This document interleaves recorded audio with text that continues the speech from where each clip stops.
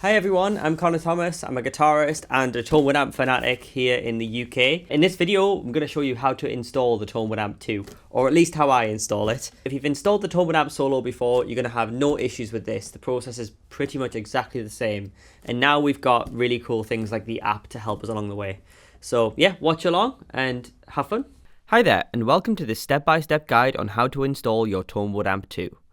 Whether you're setting it up for the first time or just need a quick refresher, this video will walk you through the entire process, from preparation to final adjustments, so you can start enjoying the incredible sound of your Tonewoodamp. Step 1. Preparation. Before we begin, here's what you'll need. You'll need blue painter's tape, a fresh set of guitar strings, this is optional but I recommend it, and you'll need to make sure that you've downloaded the Tonewoodamp app on your device.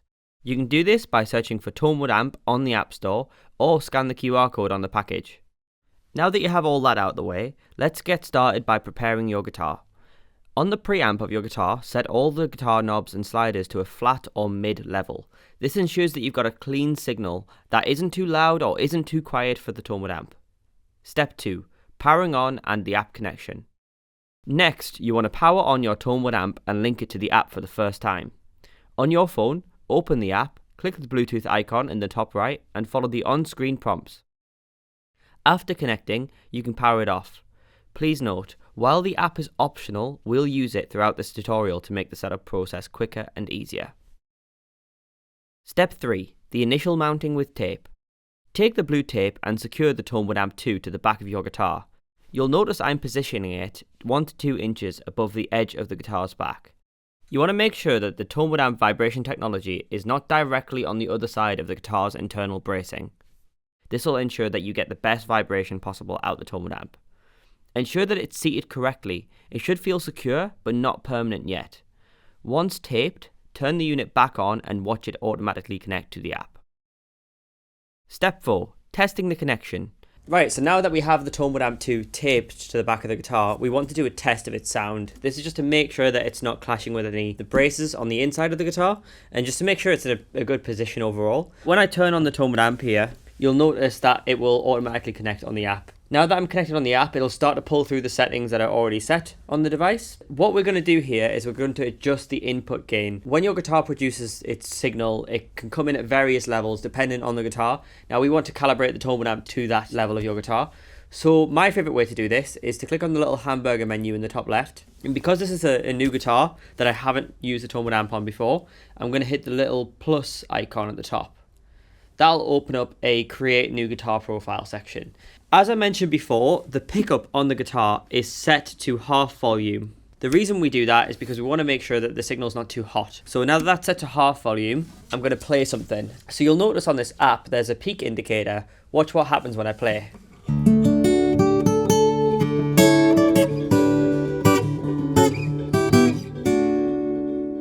So you'll notice that that's actually staying at a reasonable level. What we don't want is this kind of thing.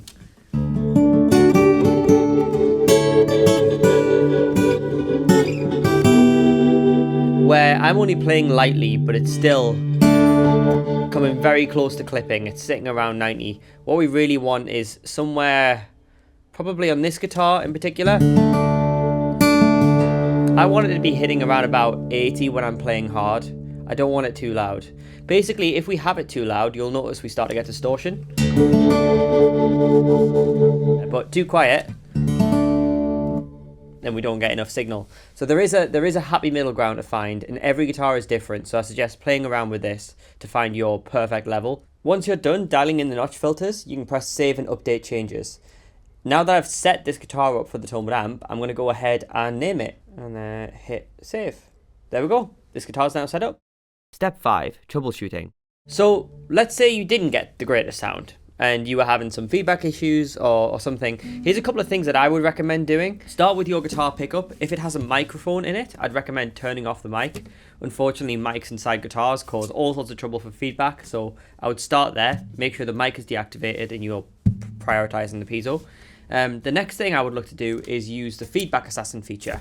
So this feedback assassin feature here basically applies a dynamic set of notch filters to try and mitigate against feedback. If you want to be more finite and you want to choose the frequencies to cut the troublesome frequencies, further down on this page, there is a notch filters section. Now the notch filters allow you to find that exact frequency that's feeding back and cut it. Let's see if I can demo that. So you hear that high end feedback there? I'm going to use the microphone to help me find it.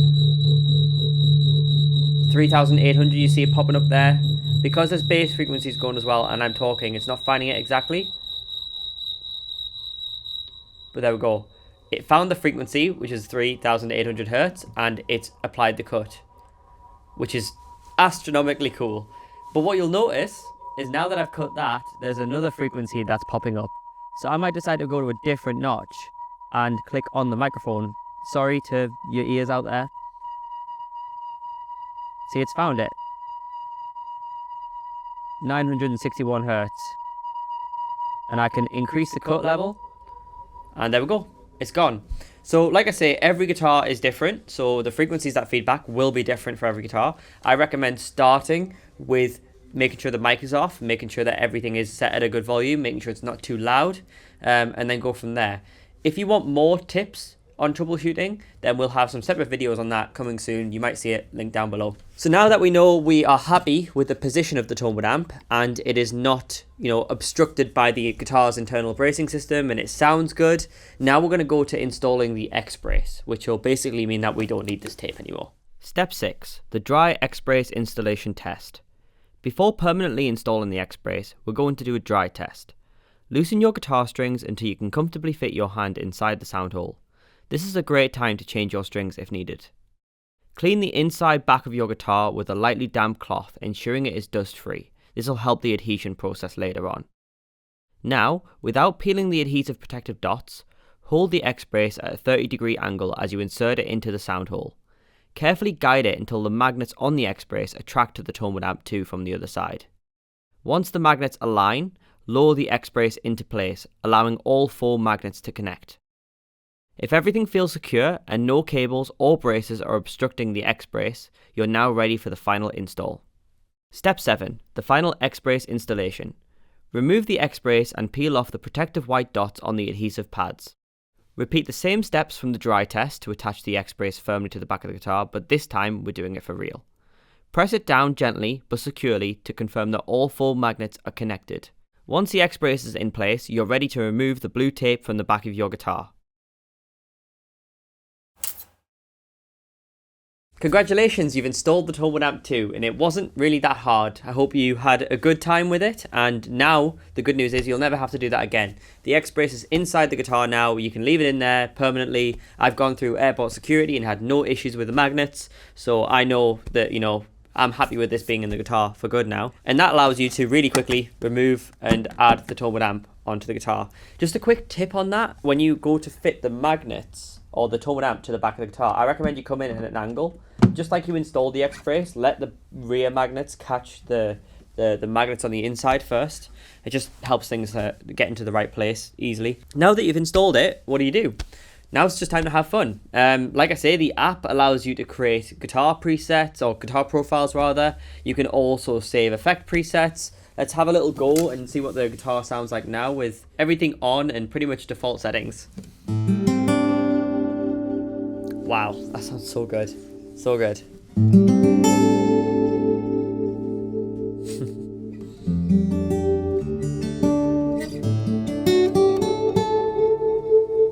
And I've got everything on there, but really we don't always need everything on. Let's go with a chorus in parallel, and then let's make the reverb a nice whole reverb.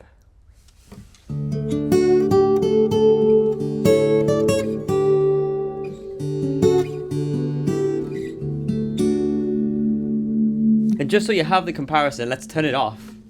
So it's off now.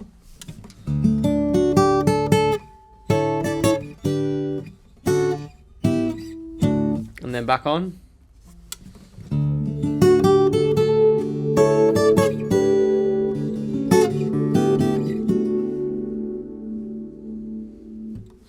There you go. Congratulations, you've installed the ToneWoodAmp2. If you have any issues or would like to discuss more effects or would like us to do any more videos on particular things, please let us know. In this knowledge base, we've got other videos there about how to use the app, and we'll have a lot more videos coming very soon. Thanks so much for watching. Enjoy your Tonewood amp.